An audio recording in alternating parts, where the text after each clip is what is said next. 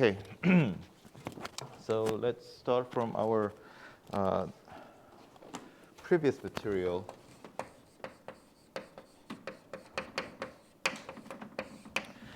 So we talked about the integral, especially the integration of two variable function. And let me lay out the definition again and then call it that double integral. The definition. So let f be a two variable function with real value.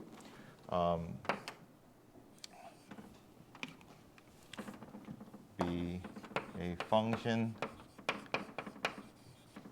defined on a rectangular domain AB cross CD. So I gave you the most general form of definition of Riemann sum, Riemann integral. But let me rephrase that again. So if the maximum interval, maximum length of subinterval of x0 to xn, you know what that is. This is a subdivision of the x interval a to b, and that goes to 0. And if the subdivision of c to d, which is on the y-axis, and the maximum length of each subdivision goes to 0, and I'm taking the sum from 0 to n and 0 to m of xi star, yj star, of f of xi star, yj star times delta xi times delta yj, where now I have to explain everything before this is something, because I didn't say anything about xi's and xi stars, for example, and delta xi, of course. So here this xi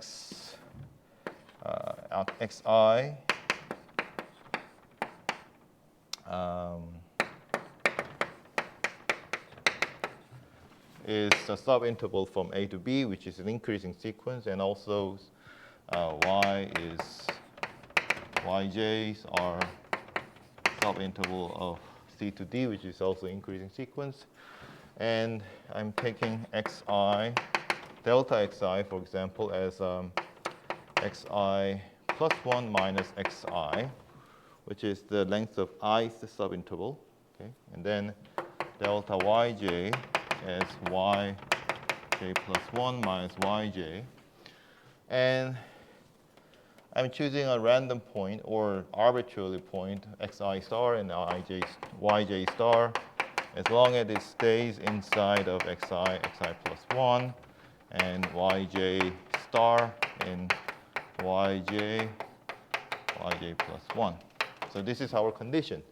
So now everything is clear. Once you have the function f, then how to compute with a certain rule of choice of xi stars and yj stars. So if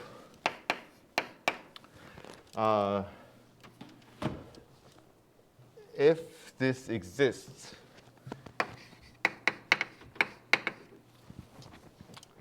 for any choice of subdivisions,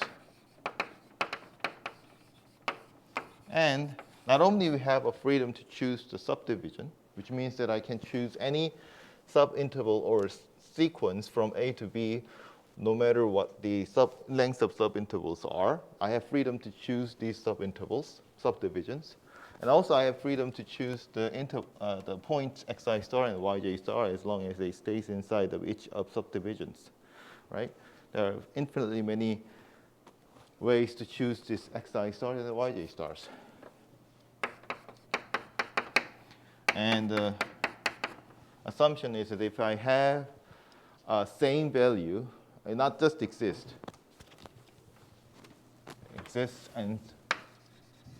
and same for for any choice of subdivisions and xi stars and yj star, then we say the function f of xy is integrable on this two-dimensional domain, AB, which is also a rectangular domain. You have to remember that this is defined on the rectangular domain. And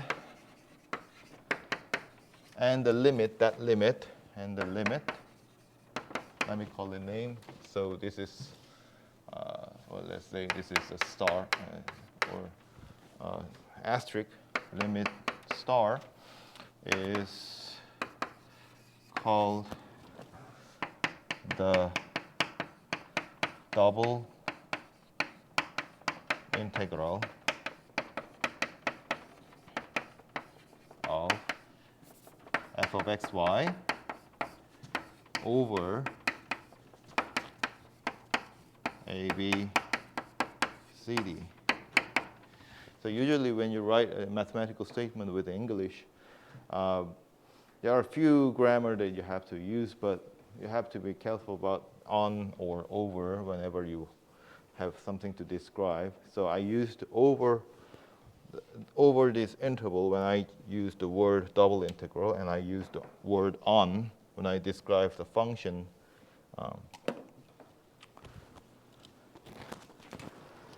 So that's our definition. But first of all, if you have a definition, it's possible to check whether this limit exists for certain choice of subdivisions and xi stars and yj stars, but it is almost impossible to prove that given any function satisfies this condition of infinitely many choice of subdivisions and xi stars and yj star. So we have some theorem to actually guarantee that if you are given with some very concrete examples, for example, fxy is x times y, then we have to know, we want to know whether this function is integrable or not, just to start the computation right away before we worry about whether we can integrate or not. So here's the theorem.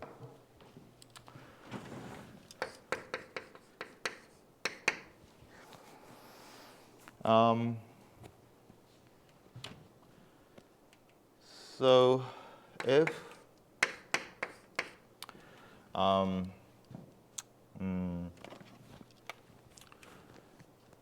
if the limit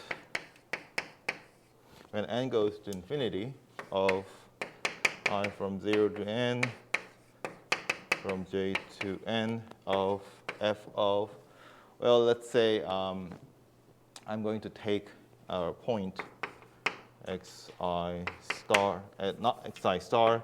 I'm going to choose just xi and yj. So I'm taking a left end of the subintervals instead of random point in between the subintervals. And then I take xi, not just delta xi. I'm going to make evenly divided subintervals. So I'm going to take b minus a. That's the length of nth, 1/n of the length of x interval, and b minus c over n. And that's delta n, that's delta y. So you see what I'm doing here. So here, where xi is nothing but a plus I times b minus a, and y, now it's j, so j is c plus j times d minus c. If I choose this specific xi and yj for xi star and yj star, and I take the value of x at this point and take the length of xi to xi star, which is all equal to these numbers, then exists,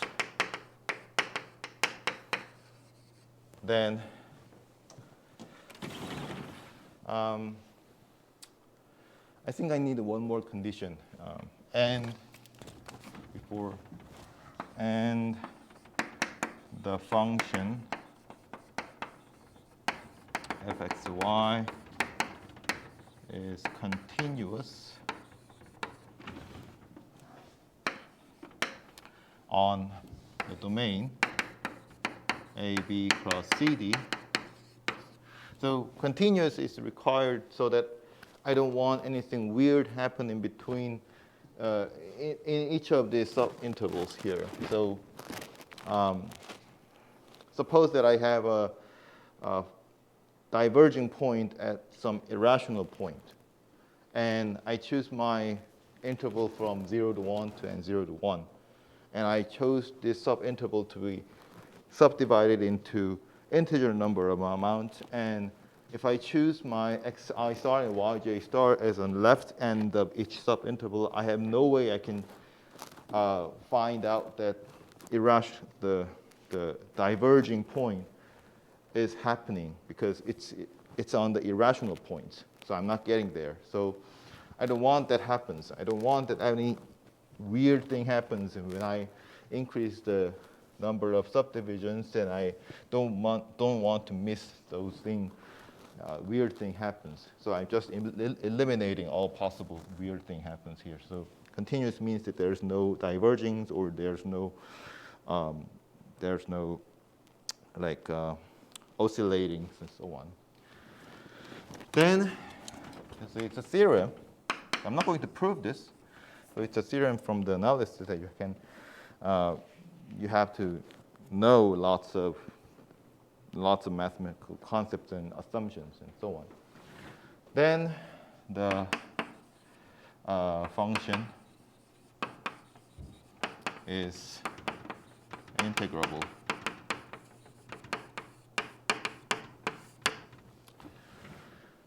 So it's a nice theorem. Now you have a concrete thing to check, right? So which means that you can only check that the limit exists for a certain sum. And this sum is nothing but of a function of n. So a, b, c, d are constant, right? So according to the a, b, c, d, we have xi and yj. Of course, they are variable n. But that's what we are going to expect, that this is this whole thing, the summation goes to the function on n, right? And now we want to let n goes to infinity and see how limit goes. So we have concrete things to compute. So we can only check whenever the function is continuous, which means that there's no diverging point in the interval of domain, then this is the thing that we have to check whether to find out that this function is integrable. And moreover, and if this happens, then the limit, this limit is the double integral.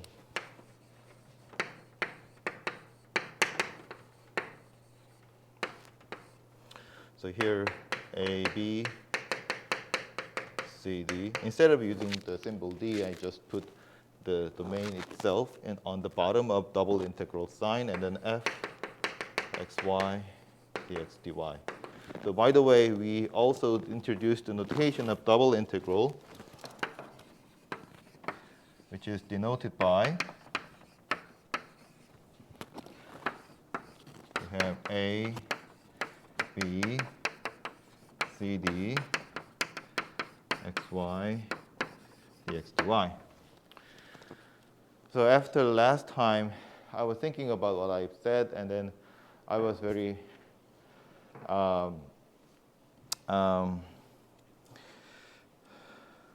disturbed, actually that's the right word to say, disturbed by what I said afterward, because this is the double integral, and I introduced one more notation, which is actually the notation for iterated integral, which are different concept from the double integral. And I kind of said that these are the same, these are kind of symbols that represent the double integral. And then I feel it's wrong. I mean, it's technically wrong, but I was disturbed that I said that.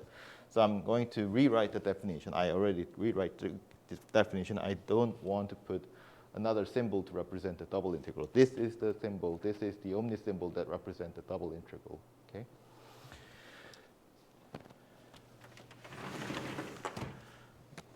And then also we had a great question. So one of the questions was that is there other ways to integrate? So this is a integration developed by Riemann, and I explained that there are other ways like Lebesgue integration and so on. But along with that question, I want to pose another example that. So we're going to talk about the function that is integrable from now on. But before we move on to the actual integrable function, let's talk about what kind of function is not integrable.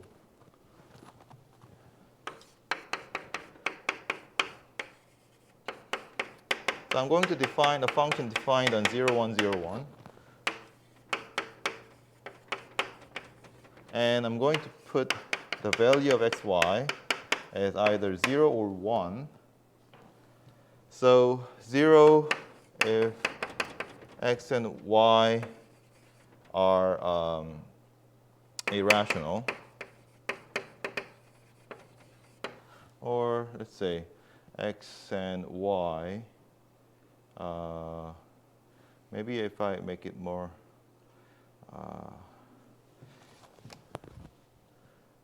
okay, well let's leave it here. So and 1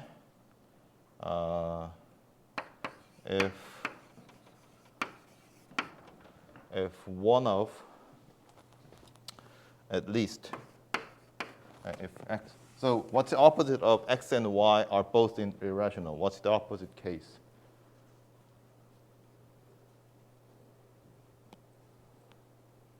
Opposite of irrational is rational, right? Rational. So what are rationals? Does x and y both rational? Or, right. So if x or y. Well, is it my computer? Is rational. Okay. So it's a function, right? So it's not a continuous function, but when you describe the integrability of the function, we don't impose a continuity on a function.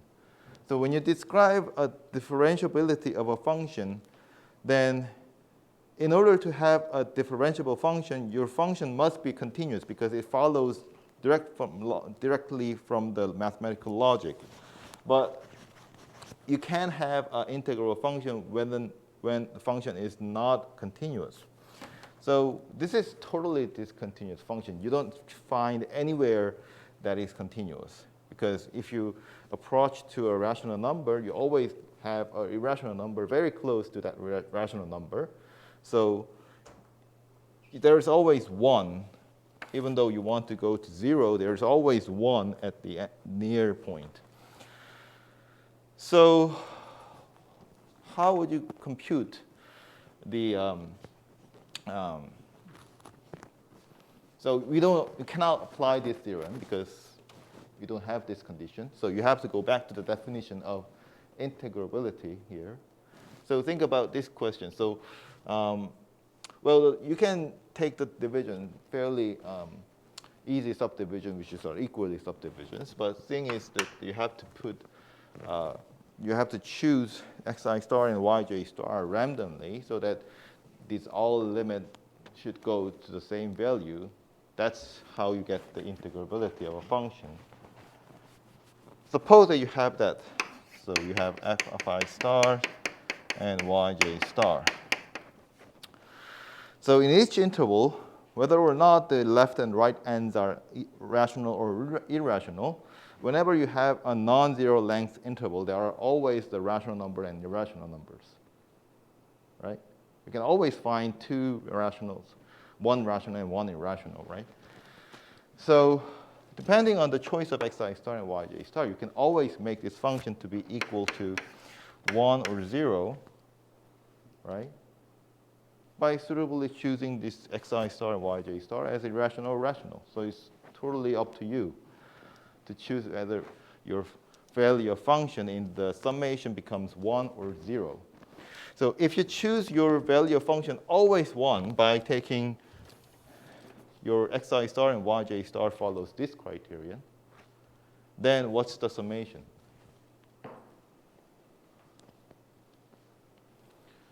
So you're integrating 1 over 0, 1, 0, 1 interval, which is a 1, 1 square. You have a height 1. So what's the integral? What's the limit? 1, right? So you're taking a volume of length 1 cube, right?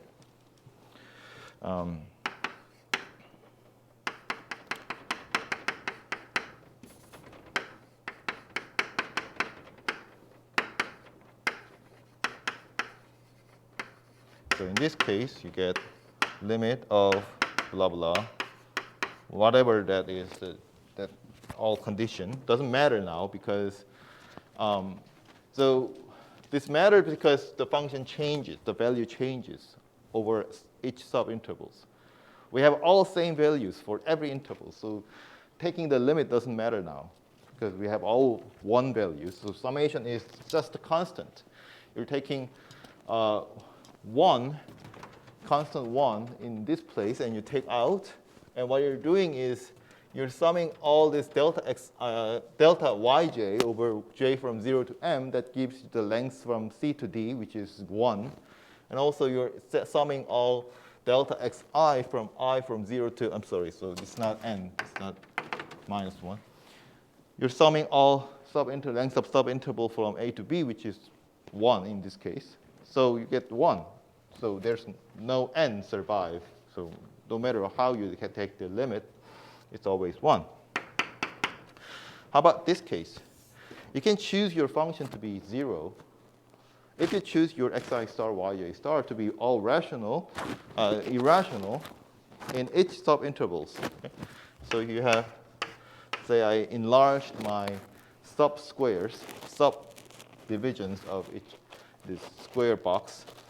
And this is xi and xi star, and this is yj and yj star. No matter what these values are, you can always find the point where coordinates are both rational, right? Right? So we can choose xi star, yj star are rational. Then the limit is 0. You cannot make them equal. Actually, you can make your limit to be any number between 0 and 1. Because you can choose some portion of your subinterval, you can choose your function value to be 1, and some portion of subinterval can be 0, and so on. Then you can make any number, any value to be the limit. So at least this fact shows that this function is not integrable. Now, why did I bring up these examples? Because I wanted to show, first, I wanted to show that the example of non-integrable function exists. And also, second, there are other ways of defining the integration. So far, we always learned the Newman's integration. And people have been thinking about whether this is perfect, because intuitively, does it make sense? Well, definition makes sense, but if you think about the rational and irrational number in the one-dimensional space, one-dimensional line, you have a rational number and irrational number. So there are infinitely many rational number. There are infinitely many irrational number. Which are bigger? Which set of numbers are bigger?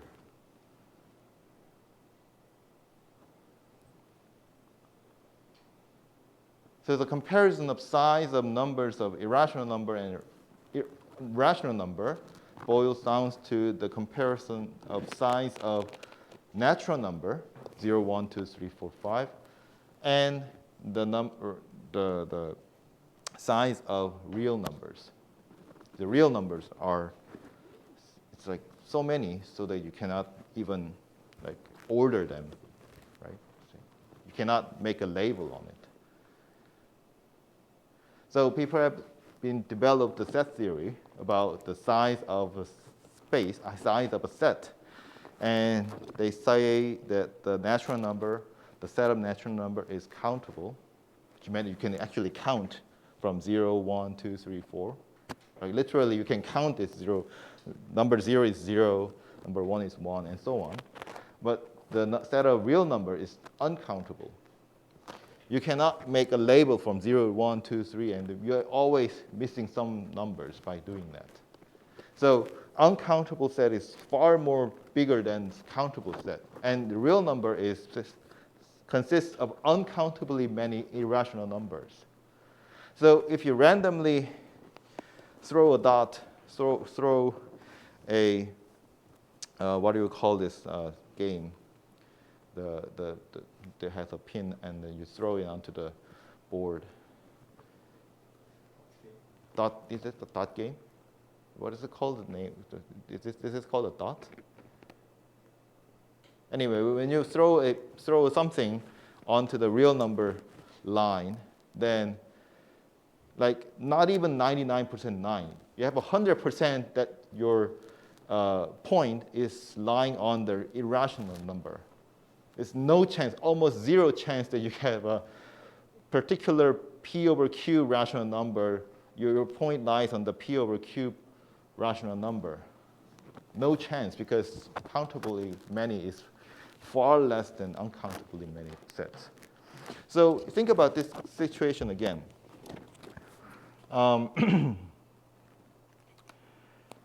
So even though we impose that X or Y is rational, you have far more set of elements that lies in this category. So if you measure, now it's a time when the thing about measuring thing comes up in the mathematics. The measure theory is it's called. So when you measure the set with set consisting of bigger set, and you can count the size of these each sets. I mean, the number of elements are all infinite, but if you really compare the size, like uncountable and countable and so on, and then all points on X101 lies on this category. This consists entirely all sets. Like a probability, if you just throw a dot on a 0101 square, you have almost 100% to lying on the point whose coordinates are irrational. So with this idea, if you try to at least draw, like you cannot draw it, but at least you're imagining a function, then you're looking at zero function. It would look like a zero function. There's some point that pops up at the rational point, but that's almost invisible compared to everything is zero, because almost everything is a point whose coordinates are irrational. So in the Lebesgue measure, if it depends on the integration depends on the measurement, the measure of the domain space, and the measure of this set, this subset on 0101 square is 1, meaning that the area of a set consists of this criterion is entirely 1, which is the same as the entire domain. Then in the Lebesgue measure, in the Lebesgue integration, this function is integrable, and the integration is 0. So I'm saying that there are other ways of defining integration, even for which is not integrable on the Riemann integration. Okay, so it's a side note, and then that was our material from the last time. Do you have any questions?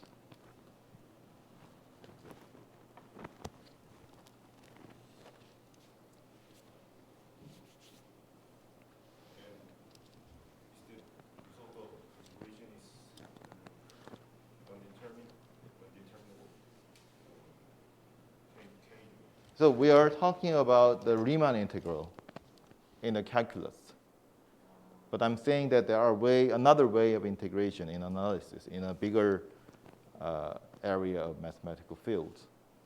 You mean the method to choose one value for integration? Yes, just you pick a random point or arbitrary point on each subdivisions, and then you try to find out that the limit always exists and same. Yes. So we'll get into that. I mean, we will talk about the non-standard example. The standard examples are one that can be integrable, and it's similar to what you have trained in a high school, how to compute the integration of this polynomial function and sine function and cosine functions. We're not going to talk about that. We're going to talk about what does not fall into the category that you have been trained. The part of our reason is that whenever you are going to do a research, and if the research is related to mathematical computation, you're not going to do it in your hand. Unless the question is so easy and you just want to see it fast, you have to use the computer or a computer program like a MATLAB or other coding program to find out the numerical computational result about the integration. And then way you do, if you are using sophisticated program, a calculating program, then you simply plug in the values that they have already developed as a function, and then you have to plug in the arguments correctly, and then they give you the answer. And then it's just a problem of how you plugged in the numbers or formulas correctly or not, right? But what you have to really understand is what's going on inside of that formula or function. I mean, you don't have to dig into the code, every single line of the code, but at least you have to know what's the idea of this function implemented in the programming or numerical computational tools. Because I'm bringing up the situation like this. So you have a project, and you want to model something relevant to your project, and you modeled by a formula, and now somehow you have to carry out the computation, like integration of that formula. You did something by plugging correctly to the computational tool, and you get some results. And you take the experiment, whether that simulation is true or not, and then the experimental result is nothing similar to what you have simulated by integrating the function through this numerical tool. And you have to find out why. And this difference between the huge difference or incorrectness of these two results might comes from not understanding when you can or you can't integrate the function over the domain. Like, this is the two extreme case, but I'm going to show you some cases when function is not continuous on some intervals, and if you try to integrate, at first glance it seems integrable, but actually you don't. You can't integrate that function. So you have to understand some exceptional case if you really want to pursue or do not want to make a mistake on your career. So let me give another definition, another definition. And then also I want to introduce some concepts of the integration. So let's say we have same situation. So we have f of xy, which is the real valued function, be a function defined on a to b C to D. Then I'm going to introduce the iterated integral.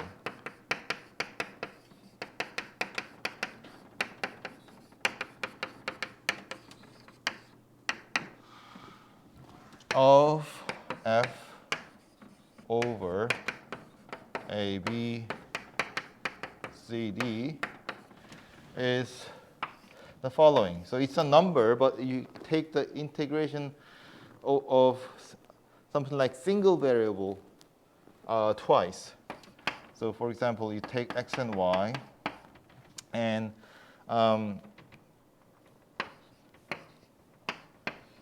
so I should switch this, the wording here. So let me say it's either, so you can take C to D first instead of A to D, A to B. So fxy, so let me erase this for now. So, and then dx dy,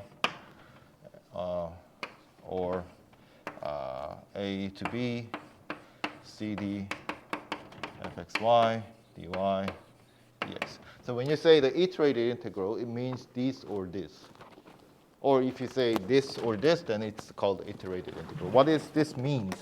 It's just a method, technical way of taking integration. So first of all, let's take this first. On this left-hand side symbol, we have inside of dy integration, we have dx integration. So in here, we have y variable, but I'm taking y as if it's a constant, as if it's the same thing as if when we take the partial derivative. So it's like you can take it as a partial integration, but we don't use that word. Okay? So it's integration over x as if y is a constant. Okay? So when you do, what do you get after you do the integration over x? You don't get any x anymore, right? But y is intact. I didn't do anything on y, so I consider this a constant, but it's not really a constant. So at the outmost level of integration, we have still y, like a function of y. So we're taking a function of integration over y. This is a single variable function, integration of single variable function. So we are taking integration of two integration over of the single variable function. The first one is as if I'm taking another variable as a constant, and then the next one is that it is actually the single variable function, right? And same thing for here. We have switched the order of integration, but the idea is the same. We have integration over x as if, y as if x is constant. Okay, so that's an iterated integral. So why do you think we have iterated integral? So in order to say that, I have to start with the question. We had an equation of a theorem of taking an integration, but that's complicated. Whenever you can't, if you want to carry out the integration by your hand, you can't always expect you have to do the limit and summation over large numbers and then compute these limits to find out the integration. You need a very the easy way to compute the double integral.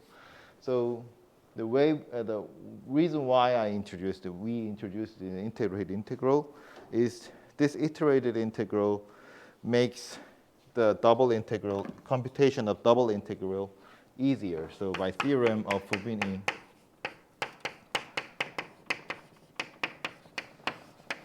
that let's say I have the same situation, but I'm going to rewrite this.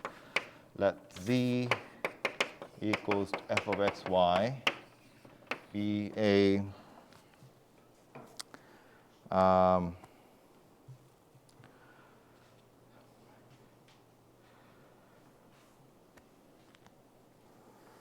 I don't think I need a continuousness of this theorem, but I'm just going to impose this just to be safe.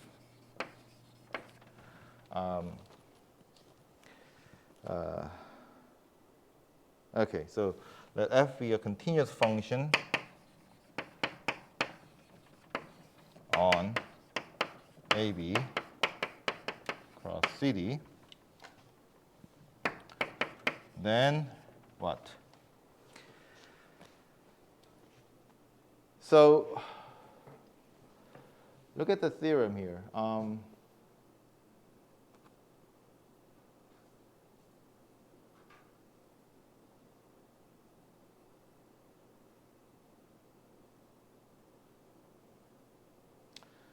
So actually, I should put another theorem that if a function is continuous on A to B to C to D, then it's always integrable. I made some redundant assumption in the theorem, but anyway, so let me write it here. So it's not a part of Fubini theorem, but just make it into the same argument. Then this function f is integrable over AB cross CD. And not only it's integrable, it means that it has a limit of that summation. But you don't have to compute that limit because this double integral, that's what the integrability means, is actually same as computing this iterated integral, both of them, because both are equal. So A, B, C, D, F, dy, dx, or C, D, A, B, F, dx, dy. So there are lots of implications. So first of all, that if you have a continuous function on the closed intervals, closed domain, then it's integrable, which means that this left-hand side exists. And not only that, but this left-hand side can be computed from iterated integral in any order. It's all from the continuity condition of a function. But you have to remember that this is not just because of continuity. It actually lies on the fact that if function is continuous on a closed set, which means that it has a boundary, then it always has a local maximum and minimum. Not local, it has a global maximum and global minimum, which some of students already wrote in the midterm answers that probably you searched Google about finding maximum and minimum, and probably you have seen this theorem that if a function is defined on a closed or a set with a boundary, and if it's continuous, then it always has a global maximum, global minimum. That means the function is bounded. The value of function doesn't goes infinite in this interval. So that's the essence of this Fubini theorem, but I'm not going to prove it, but I'm going to show you the idea why this is true. So anything not clear, please let me know.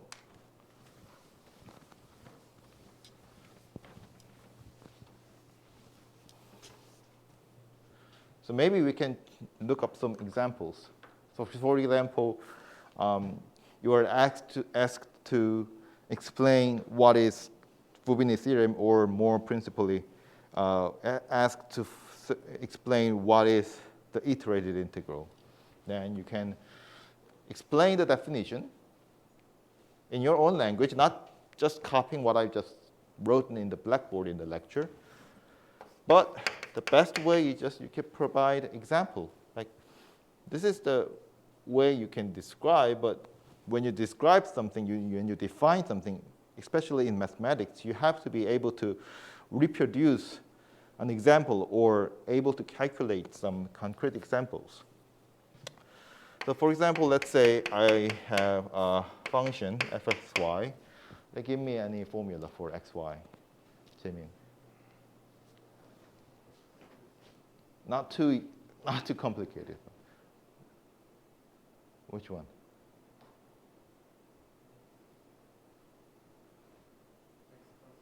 X plus y. Okay, that's fair enough. So we have x plus y, and let me give give me some interval or closed intervals. Juno. From 0 to 2 for x. 0 to 2, okay. For y, right? So you have to check whether this formula is continuous on these domains. But it's true when x plus y is continuous on all real numbers, right? So a real plane. So let's try to compute the iterated integral. Let's start with integration over x, right?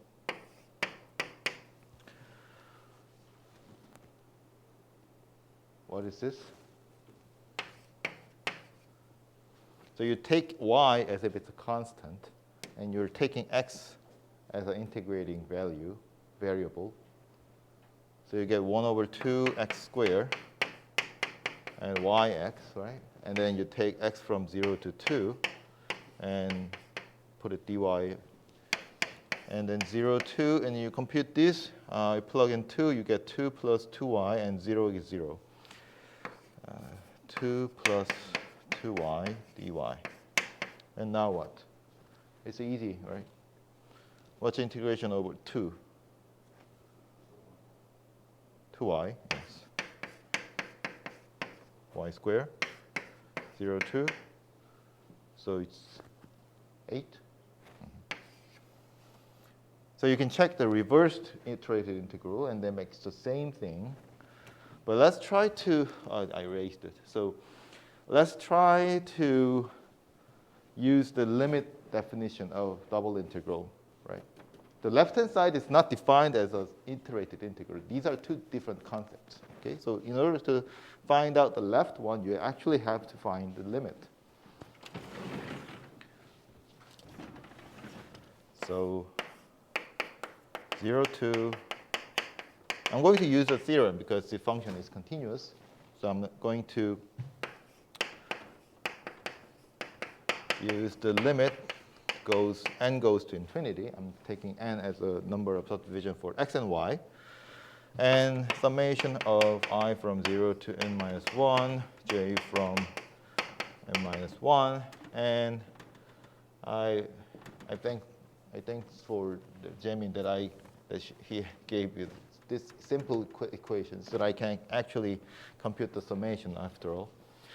So I have to put f of xi, yj, but let's write it here. So xi is the ith number at the n subdivision. So we have n subdivision. Each of length is 2 over n, and you have ith component, an ith number. And then you always also have j's place for y-axis. And then you divide it into n pieces. So we have delta x is 2 over n, delta y is 2 over n, right? And now let's compute. So limit, summation, and this becomes n over 2 ij, but there are 2 more n over 2, so I'm going to take 2 over n cubed. Okay? And taking summation is not hard. You just take summation from 0 to n minus 1 for both. So let's take a summation over j first. For I plus j, right? So n goes to infinity, and we have 8 over n cubed. And what's this?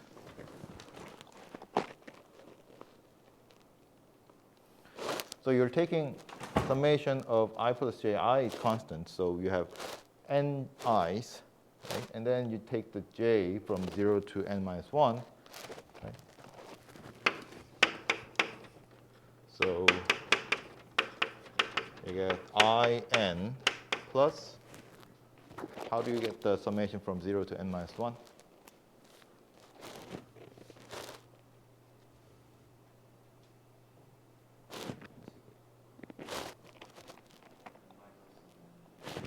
N minus 1 n divided by 2, right? Right, okay, so we have another summation.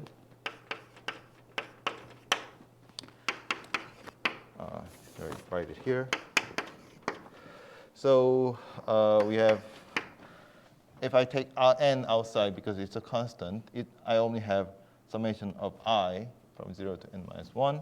So I get the same thing here. So n minus 1 times n over 2. That's the summation of in. And how about, so parenthesis here. So how about summation of this part? This is constant, right? So you get n of these, right? N of what? N minus 1 times n over 2. And then you take 8 over n cubed after all. No, they are the same thing. So we get n squared n minus 1 times 8 n cubed. Now n goes to infinity. What's the limit? 1? 8. We have 8, right? That's 8. Same. Okay. So it doesn't tell you that the theorem is true because we only had one example. But I just said that you only get n, the function of n, after you compute all the summation, right? This is our formula for the summation, right? This all complicated summation becomes the function of n, the formula of n, right? So you just take the limit of n, right? You can do that. It's a concrete thing. You can compute the limit. And we also showed that for this example, the equality holds between double integral and iterated integral.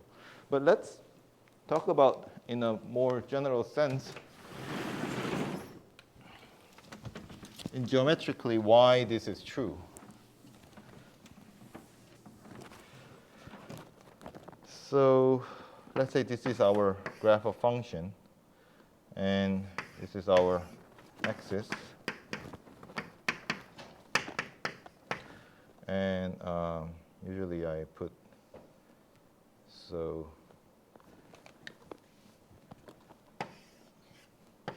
this is how I graph the function. And now we have the domain that we are integrating on. So we have A to B, and we have C to D, right? So this is our rectangular domain, and this is a graph of function. And when you take the double integral, we are taking an area, a volume, between the graph of function and the domain on xy plane. We're taking a volume. By taking the way you take the volume is in the double integral is that you chop up this rectangular domain into smaller rectangular regions, and then you take the small, thin rectangular cube over that small rectangular domain, and then sum those small volumes, and then hoping that if you increase the size of subintervals, then this sum of volumes of rectangles approximates the volume under this graph, which is this round surface, right?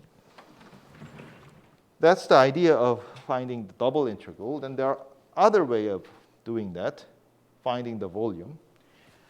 First, you take the slice parallel to x-axis, like this slice. okay? And so this slice located at y, okay? And you're integrating x from a to b and trying to get this area. How do you get this area?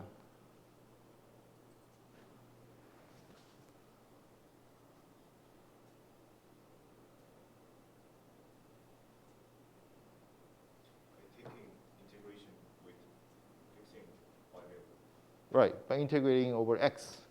This is because you had an area by integrating a single variable function, right? Area under the curve is the integrating of a single variable function. So this is integral of f. Well, let's say y is somehow misleading, so maybe I can put y0 for now. But I'm going to change it to y after all. But let's say I fixed y0, and then I'm going to find out the graph of a function by choosing choosing y0. Then x is the only factor that changed the value of function, so it becomes a single variable function. So if I take the integration over this single variable function over a to b, then I get this area. Now, I can think about the volume as the stacks of these slices. So at each point of y, I have area right here.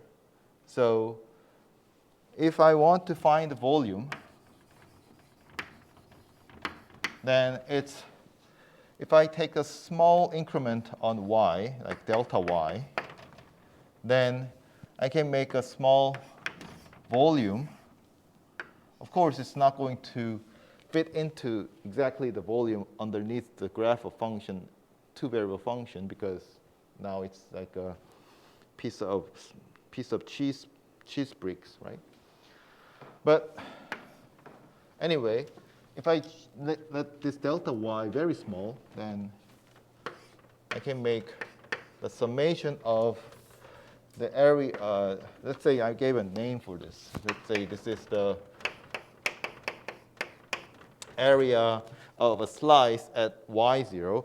But now I can now erase y0 because y can be changed, so it's not constant.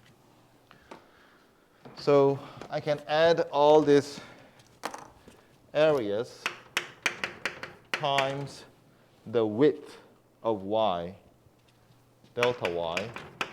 And then the summation depends on how many summation you had, and how many slices you had. So this is the entire volume, and this is approximation. And then this is nothing but Riemann sum of single variable function. So this volume is actually becomes sum, so sigma becomes sum of ay and dy.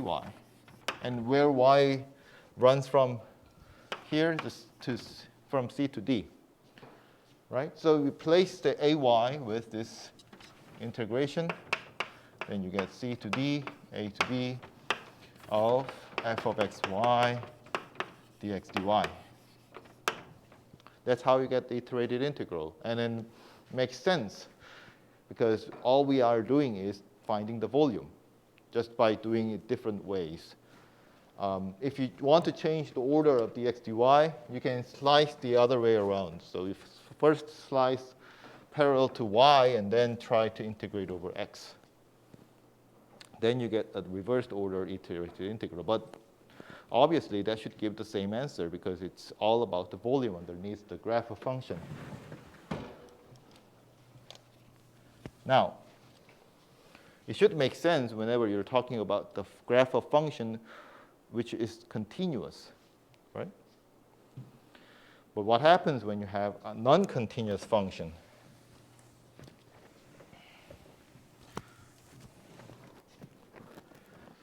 So we saw the example that works, the Fubini theorem. We're going to see the example where the Fubini theorem doesn't work. So usually it's called a non-example. So I don't know where this word comes from, but usually mathematicians use non-example. It doesn't mean that it's not an example, but it's like example which doesn't fit into the explanation of theorem, or example that showing the failure of the theorem because of failure of the condition assumed in the theorem. So think about the function fxy.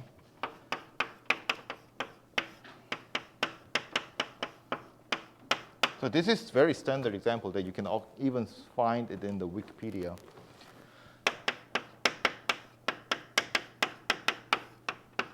Defined on 0101. Okay. So there is a one point that this function is not continuous. Which point is non-continuous point? Origin, right? 0, 0. So whenever you have 0 on the denominator, everything makes it weird. So unless you have x and y are not 0, that's fine. Okay. So the thing is, you can define the Riemann sum. Okay. The only problem is that when you choose your xi star and yj star, is at some point becomes 0, 0, which means that at the beginning, if you choose your x0 star and y0 star as zeros, then this summation doesn't make sense. But you don't have to choose your x0 star and y0 star as 0 and 0. You can choose any number between 0 and n over 1 or something like that, 1 over n, something like that. So Riemann sum is defined. You can define your Riemann sum and then try to take the limit. We're going to see why that fails after all. So if I spoil you that this function is not integrable at all, but it's not satisfying the Fubini's theorem. So let's try to think about iterated integral. So we have x squared y squared square, x squared y squared, and try to integrate over x first. What do you get? So basically, I'm taking an antiderivative. It's a function that has a derivative equals to x squared minus y. Right? Yeah. The derivative equals to x squared minus y squared over x squared plus y squared squared. What kind of function is that?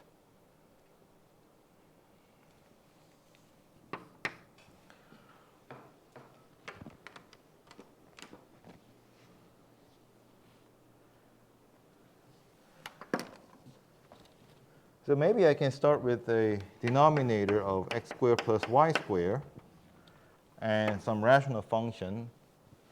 Then if you have a rational function, that the standard formula for taking derivative is that you take the square on the denominator and then do something on the numerator. So you get the denominator of x squared plus y squared squared, right? So the problem is what should go on to the numerator to get this.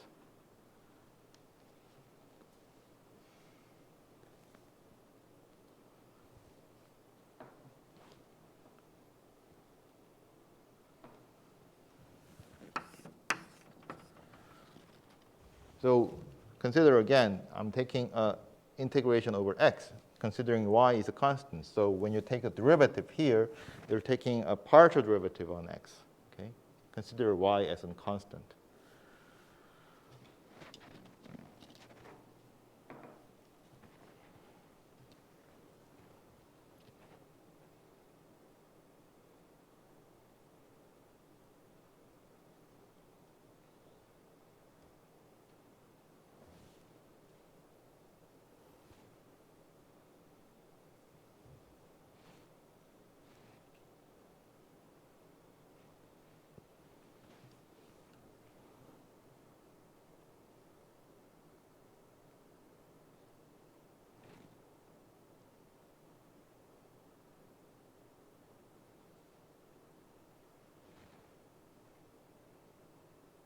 How about x? Maybe I try with x.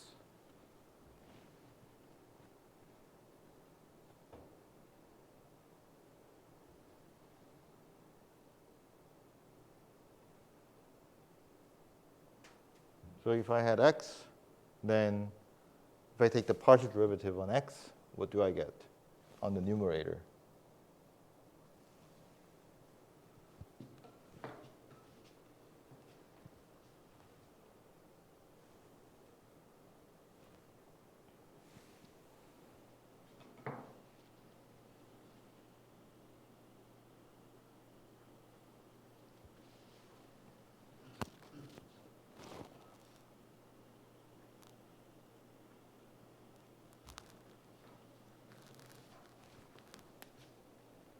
So, what do you get? Taking partial derivative of this.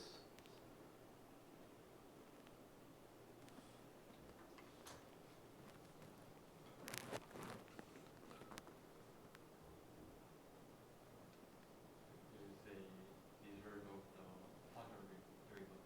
Partial derivative.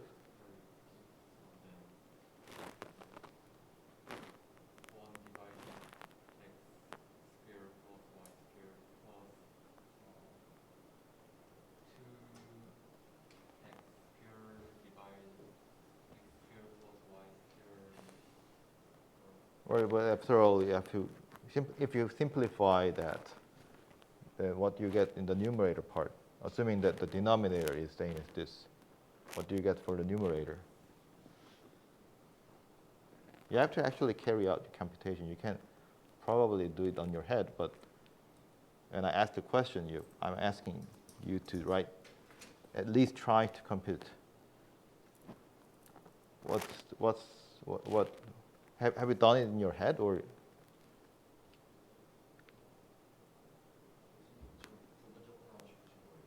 No, I'm trying to take the partial derivative because I'm trying to take there's no word of partial integration. There's no word like 부분적 분리. It's just the integration over x, assuming that y is constant. So I'm guessing that this is our result.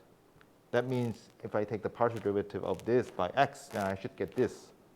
Do I get this? I'm asking this question. Do I get this? Yes? I think there should be Uh-huh. minus. Yes, minus x. Yes. If you try that without x, you will get y squared minus x squared. Just try to do that. Okay, so just watching it doesn't make you experience. You have to actually do the work. Okay. All right. So so what's this? When I have to replace x by 0 and 1. So minus 1 over 1 plus y squared, and I plug 0. It's 0, right? And then therefore, this becomes 0, 1 minus 1 over 1 plus y squared dy. And what's this? Not sure this is a part of a high school curriculum. Have you learned this, Juno? I haven't, but I think we already learned it at first semester, and as a result, that is maybe something. Right, yeah, you remember correctly, yes. So it's the arctangent of y. So when I plug y equals to 1, the arctangent of 1 is pi over 4. Right? So it's minus pi over 4. And arctangent of 0 is 0. So it's the result, the answer is pi over 4. So that's when you take the integration over x first. Let's take the integration over y first.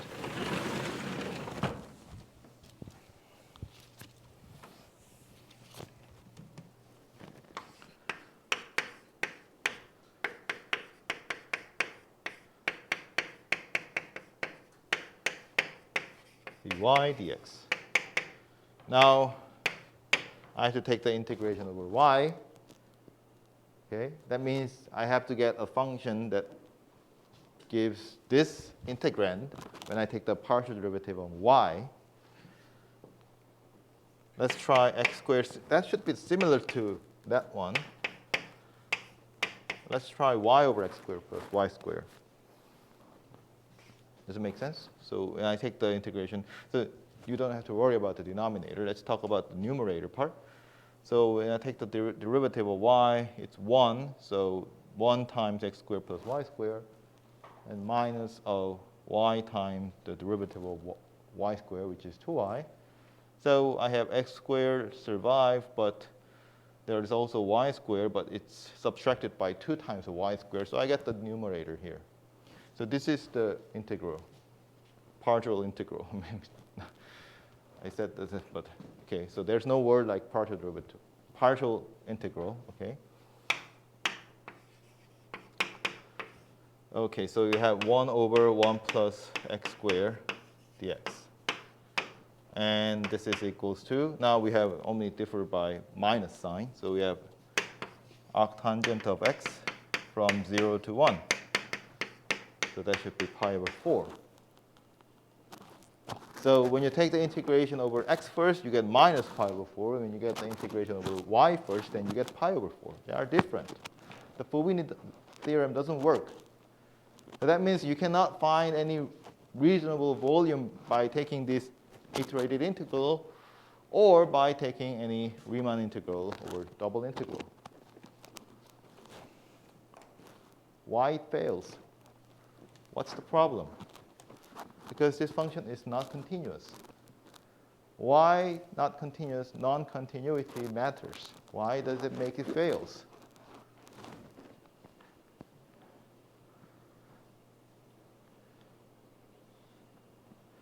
Because if you have, well, first of all, if you should try to graph this function, but you can imagine how this should look like. Of course, in x and y are equals 0, then it should diverge. But think about the situation when x and y are same, or at least the absolute values are the same. So we have y equals to x line here. So this is x-axis, and this is y-axis. And then this is z-axis. This function has 0 when x and y are equal, right? Whenever x and y are apart from the origin, then the value is 0. And the value is positive when x is bigger than y, so it's going to be positive on this side and negative on this side, right? And then if you approach the origin from y goes to x line, probably maybe it goes to 0. Maybe. That's how a limit says.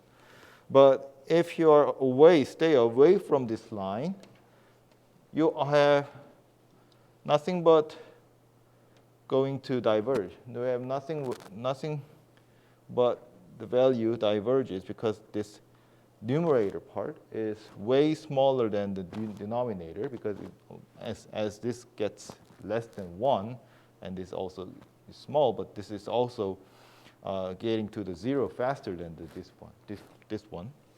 So you have something like, I cannot draw it, but I don't know how to draw this, but maybe if I try something like this. So we had a graphing calculator. I mean, graphing.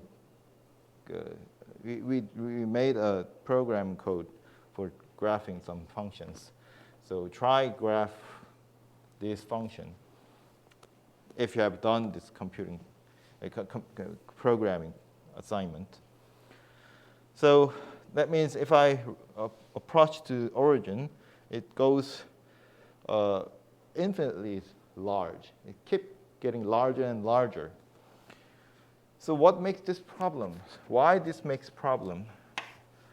So let's try to draw x and y coordinates and x and y plane here, and try to enlarge or around this origin. So we have quite a large picture here, and you have 0, and let's say we have 1 over n, and you have 1 over n, and it's quite large.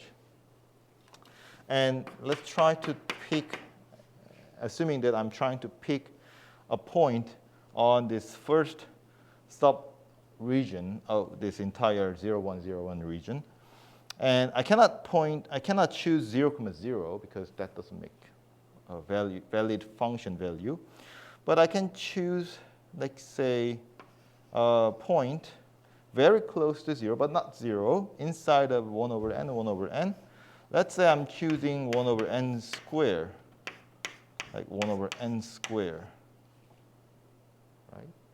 That's a valid point, because if n is large, I mean, in any value of n, because it's an integer, it's always less than 1 over n, right? So let's say xi star and y0 star is equals to 1 over n square and 1 over n square. And of course, I'm assuming that the interval of subdomains are all equal to 1 over n for your simplicity. And there are lots of summation, at least there are n squared summation, but I'm going to look at the first one when I equals to 0 and j equals to 0. Two indices are 0. That's when I have this subregion. Then f of x0 star, y0 star times delta x, delta y becomes what? So plug in here. Sorry, so I cannot choose the same way. This is 0. So let me choose it. Maybe 2, like this, okay? So if n is quite large, I mean, at least if n is bigger than 2, then this always lies inside of 0 and n 1 over n. And I don't want x and y to be equal. I don't want to stay in this line. I want to stay apart from line. So that's my point. And then if I plug in there, we have 1 over n square square, and so x is 2 over n square. So 2 over n square square, and 1 over n square square divided by 2 over n square square plus 1 over n square square and square, right? And then this is 1 over n square. So we have what? 3 over n fourth, and here we have 5 over n fourth and square, and that's 1 over n square. We have lots of n's in the denominator, so it's basically 25, 3 over 25, and we have 8 on denominator, and we have 16 on the numerator.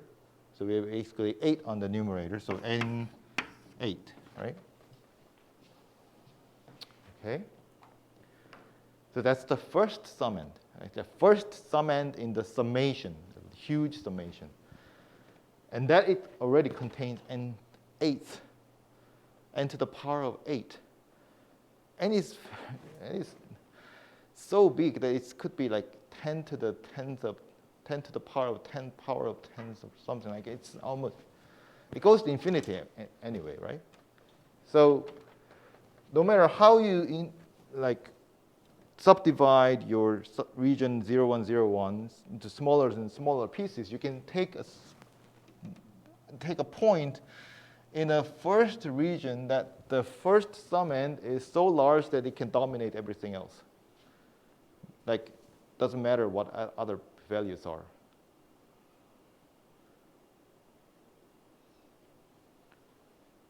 Okay.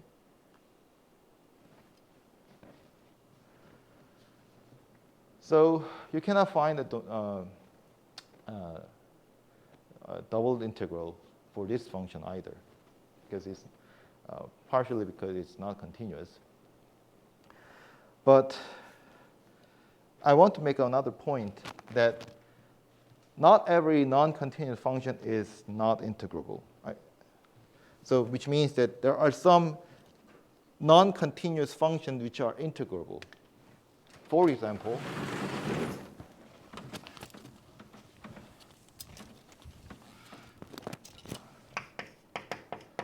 let's say I have function x and y to be 0 or 1 when x and y is not 1, 1, and 1 otherwise. So except for 1, 1, 1, the function has value 1.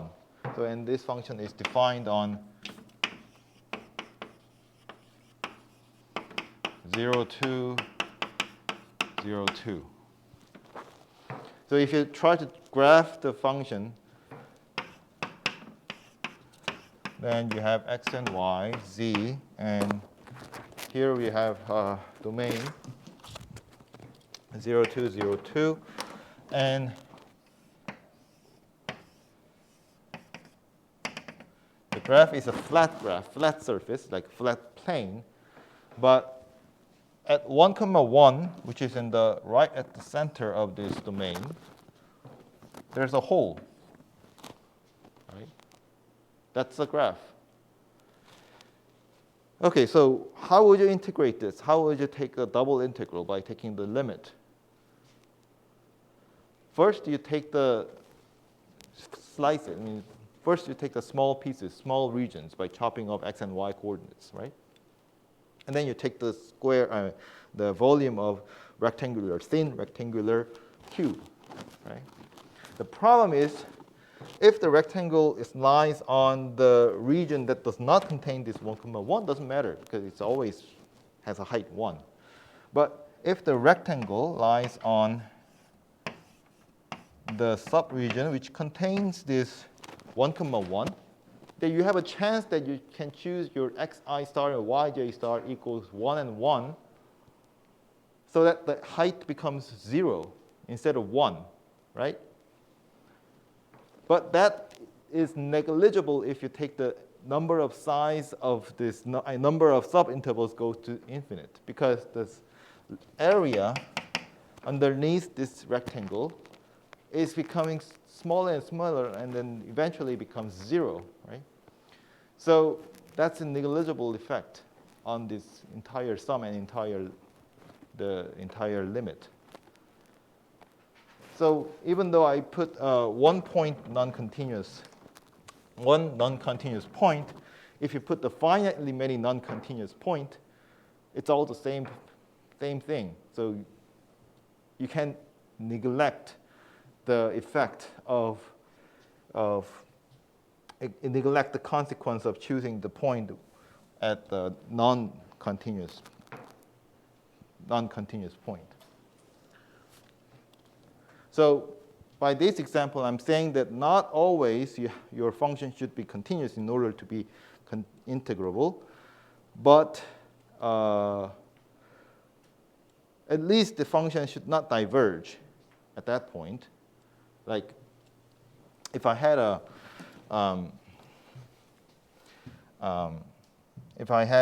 like thing is diverging at this point, like continuously diverging, then I cannot make the same argument anymore. But at least if you have one point is problem, then it doesn't make any change to the integrability. So yes.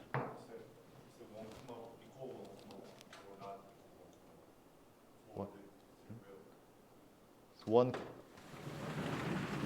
whole is not equal to 1, 1. I mean, function value for function value equals 0 is defined for x and y. Sorry. Yes. So I'm trying to say this other way around. It's okay. So, or it should be easier to put the equal mark here, but anyway, the same thing here. All right, so what I'm trying to show you is the way to compute the double integral. So today we introduced iterated integral over the rectangular region. So Fubini's theorem says that the double integral is equal to the iterated integral over the rectangular domain. But there are another version of Fubini's theorem that it says that the double integral on the rounded or non-rectangular region is also can be written as an iterated integral, and that's gonna covered in the next time. But for now, we're going to implement our method of double integral into Go code, which is going to be the assignment for the programming assignment for the class. So before we move on, if you have any question, I can answer. Yes. So is there, this is my question as well. Is there any chance we can induce the fundamental theorem of calculus from the Fubini theorem? Because From Fubini theorem. I thought it was quite, I mean, the iterated integral is kind of it is more simple and it is rarely usable. But the intuition, the first fundamental intuition came from the Riemann sum. So I thought there was really correlated, just like the single variable function. Right. Fundamental function. Right. So, very good question. Very good question because it brings a lot of questions. Another question. So, the question, if I repeat, is that if we can use, can we use Fubini theorem to generalize the fundamental theorem of calculus on the double integral? So, first of all, that question should be elaborated. Another question, which is, do we have a version of fundamental theorem of calculus on the double integral? Okay. So to answer that question, so first of all, the fundamental theorem of calculus is about finding the definite integral is defined by the difference of two antiderivative, value of antiderivative.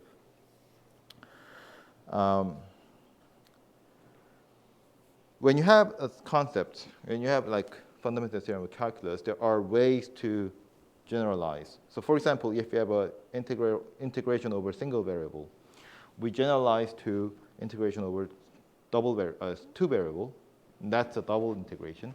And if you generalize to three variable case, then it's a triple integral, and so on. So another way of generalizing the integration over single variable is the line integral.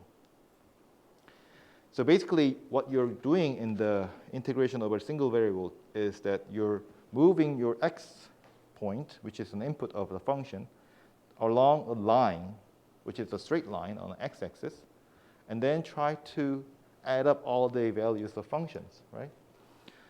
So you can generalize the idea to two-dimensional or three-dimensional. So you're trying to put your point on the two-dimensional plane and try to follow your line along the curve, or trying to follow your point along the curve.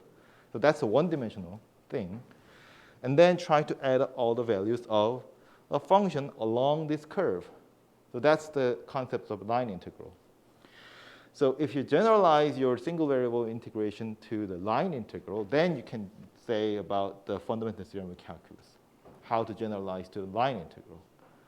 And that's exactly, actually, you'd know this because you have a gravitational force, and that's a conservative force. I mean, that's the right word, maybe, conservational vector field, right? That's how you put it, not conservative. Anyway, so you have a gravitational force, and moving horizontally doesn't change it doesn't change your energy state, right? Your energy state only matters on the height, right? So when you want to move object, I mean, if you have a gravitational force on this vertical force field, and then try to move your object from this A height to B height, then the path doesn't matter, right? You can just compare the height of these two objects and then try to find the energy, the potential energy, and then try to find the difference, and then that's the work you have done to the object to move your object from here to here, right? So how you calculate the work done is the contour integral, line integral in the physics. But in the physics, maybe they proved it or not, maybe, but they already said that this energy difference is, I mean, the work done is same as energy difference, the potential energy difference between this A point to the B point, right? So you can just subtract the energy at the B point and energy at A point to compute the work done, right? That's the fundamental theorem of calculus, generalized to the two-dimensional case. But if you have a three-dimensional thing, three-dimensional situation, you can do the same thing with the three-dimensional curve. I mean, the curves lying in the three-dimensional space. Yeah, so you can generalize it, but the Fubini theorem, at least, it's not about this line integral. So it's hard to fit your Fubini theorem or any iterated integral to the line integral case. Okay. Okay. It's a very good question. So all right. So do you have any other questions?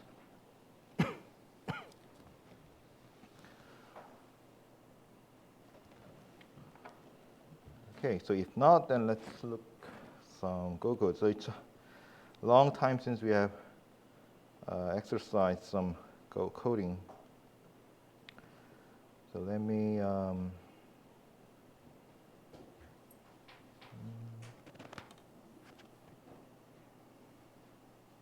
say, okay, so new file. I want to make a new project. Oh, this is okay. So it's a Visual Studio Code. Sorry, so I confused with the Golang, which I use often for Go programming. So let's say I want to make a folder for integration. Well, let me say integration. I want to make a new project here. Okay. All right. So I'm not going to define any sub-packages. So I'm going to work on this just main package here. Package main, function main, that's all. Probably I need one or two functions outside main.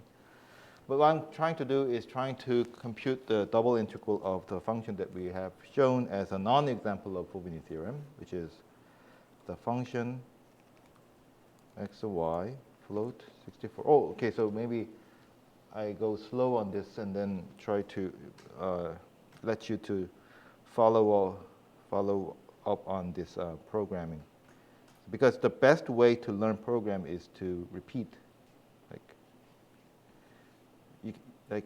Like all, I'm giving you time by saying jargon here. So like all exercise or like physical exercise or learning musical instrument, the best way of learning is not by watching someone else playing, but you have to do by yourself, but not just by randomly, but you have to follow what other people are doing and try to mimic, or at least try to do similar what other people are doing. Okay, probably this is enough time for you to prepare this programming environment. All right, so and then it spits another float value. So I'm going to give a formula here. So the numerator is x squared plus minus y squared, and then denominator was x squared plus y squared. And I have to take a square, but don't use this. This is only works for MATLAB. I'm going to, there's a math power function on a math package, which is also the standard library, but I don't want to use that. I don't want to use I want to use as few packages as possible. So this is how you can implement our function, right? And then what? So what I'm trying to see is, so when you actually implement the double integral by taking the limit, the computer cannot take n goes to infinite, right? The infinite is not a number, so you have to fix a number of n, number of subdivisions to compute the summation. So I'm going to increase the size of each x and y subdivisions and then see how this summation goes. So let's say I'm going to take 100 subdivisions for each dimensions, and thousands and 10,000s, probably 10,000 is the maximum that I can choose here, considering the computing power. So 2 to what? 10,000 means 10 to the 10,000 is 4s, right? So I'm going to go I from 2 to 4, so less than 5. So and then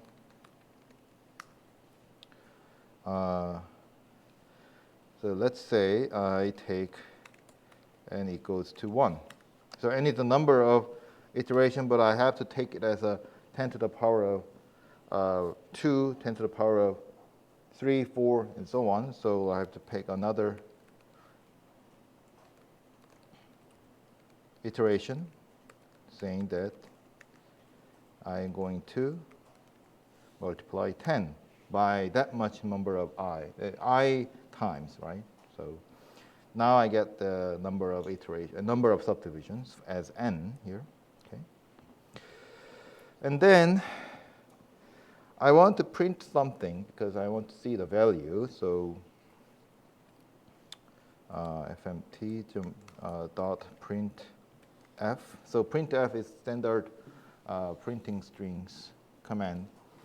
So first of all, I want to specify the number of subdivisions, and then I want to specify the value of double integral, and I have to implement the function for the double integral of this function. So I'm going to give a double integral function. So this double integral function is taking the argument, which is the integrand function f, which already defined outside of this loop, and also the domain. I'm going to put a domain, 4 numbers of our domain here. Then also lastly, the provided with the number of subintervals. So you see there is a red marks here, so FMT, because it's not imported, because I didn't put the import packages here, import FMT here, okay. And then there's another red mark here. Well, it's appeared right here. I didn't define this function, so it will be problematic if I don't do this. So I'm going to write a double integral here. And it takes an argument, 6 argument. The first one is the function that of this form. Okay, so it's a function that takes 2 float values and then spits us float values. So basically it means that it's a 2-variable function. And 4 float values, so you have to put 4 floats here. 1, 2, 3, 4. And the last one is n, it's an integer. Okay. And then it spits the float value as the value of the value of double integral. Okay, so that's that. So I have to give a name for each input. So I have A, B, C, D, okay, and N, okay. All right. So let's say I'm going to define my dx as b minus a divided by n. The reason why I have to put a float 64 outside of n is that n is the variable of type int, and I have to change it to float in order to have an arithmetic between float values with the float values, and d minus c divided by float 64. And then let's see, let's try to compute the value. So value is the place where we're going to store the value of the double integral. But what we really do is not sending the limit, but I'm trying to take the summation, okay, with a large n. So n is provided. So I from 0 to n, so that counts n indices for x-axis, and j from 0 to n, and that counts indices for y-axis. Okay. All right. So and then for each and x and y, each I and j places of this subregion, I have to choose xi star and yj star. I'm going to call it as an x and y. Okay. So now you have to pick a random, arbitrarily choice, but you can choose it randomly. But let's try with a fixed way of choosing this xi star and yj star. I'm going to choose a midpoint in the region. Okay. So with a plus float I, so I is an integer in the for loop, but I have to change it to float type. So I choose this.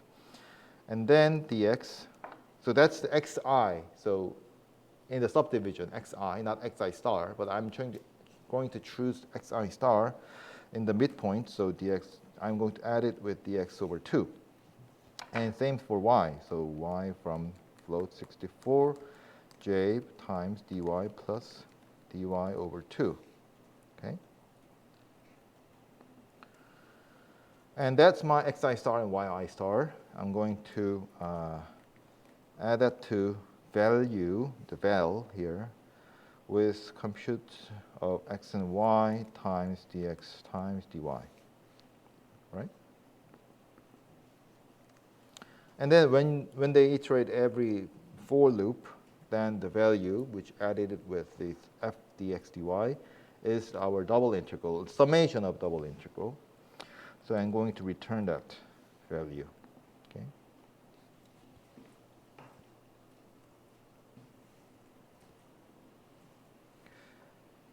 So if I show you briefly about this argument, the double integral takes the function of this type, and I assign the name as f. I assign the same name as I defined in the main package, but these two functions are different functions, and this f are local variables, so I can use the same symbol here. And a, b, c, d are defined as the limits of x and y interval, and I have another last one, the n, as a number of subintervals, and n is used here, and it spits the float value as an output. So that's stored in the val, and then I return the val. Okay. All right, so let's look at this one. Oh, so I forgot to line break. Okay, so we have y.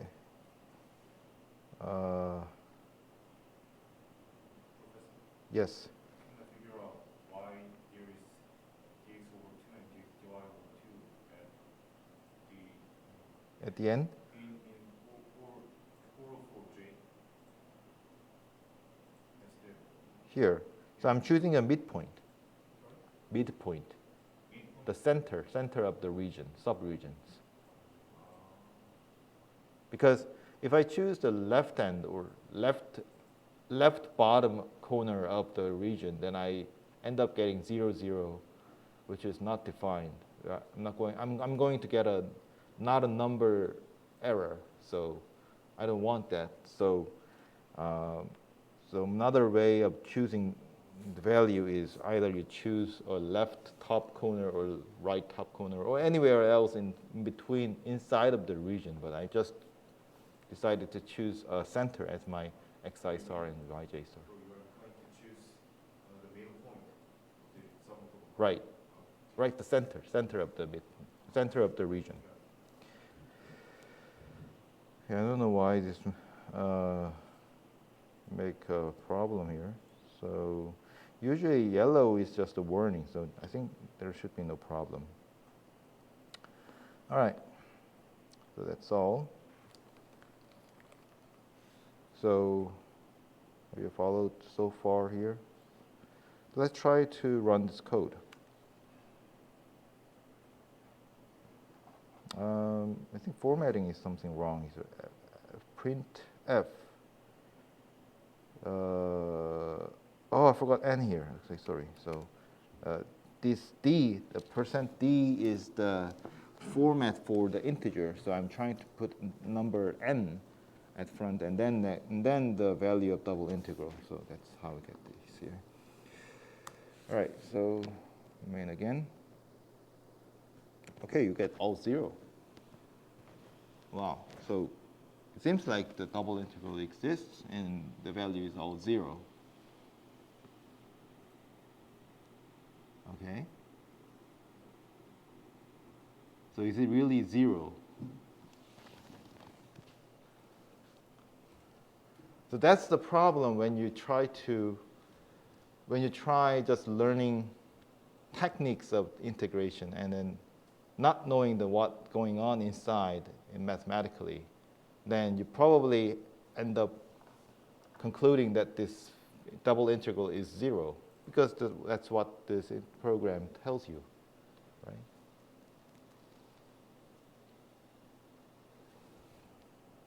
Now, let's try to put a random point in each region by using rand float 64.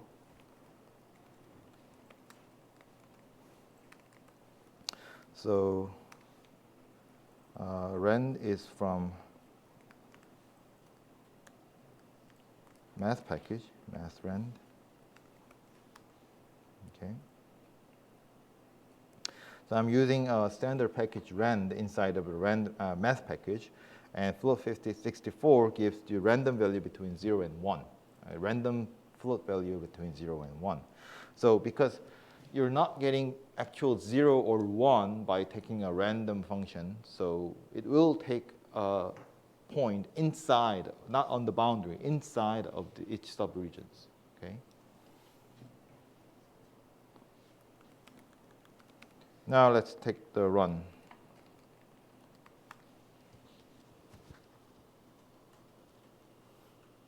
It takes some time because the rand function is a costy function. So we have weird values. It's not consistent at all, right? It's changing. If you run it again, you get the same value. So only because the rand function has a constant seed. So if you have to change your seed of random generators to actually create a real random functions. Okay, so let's change the seed. So rand has seed function. So seed needs an integer seed, and usually how you see the random generator is the current time. So I have the time, and now time now returns integer 64, but I have to change it to Unix nano here. So I'm going to import time, and that's how you seed time. Okay, so yeah, that's how you see the random generator. And let's now run the code again. So you have a different value now. So now it works with real random values. And every time you run it, you're not getting a constant value. So it's just because this function is not continuous at 0 and 0, and weird thing going on at near 0 and 0.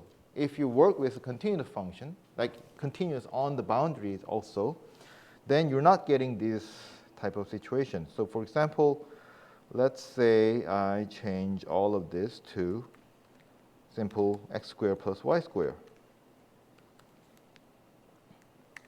Okay? Then, if I run this, I get 0.66671 to 6667 and so on. So as I increase the number of n, it gets more accurate. You get more accurate decimals of the value of double integral. That's the normal situation because x squared plus y squared is continuous on x 0, 1, 0, 1 and also is continuous on the boundary point, right? But the previous situation is indicating that if you take the Riemann sum, you don't get a constant value of limits. So it's not integrate. You can guess that this is not an integrable function, and you can actually check mathematically too.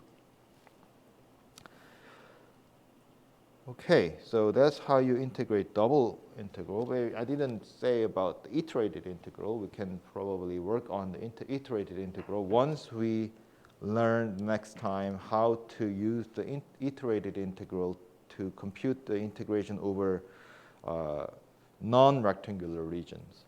Okay.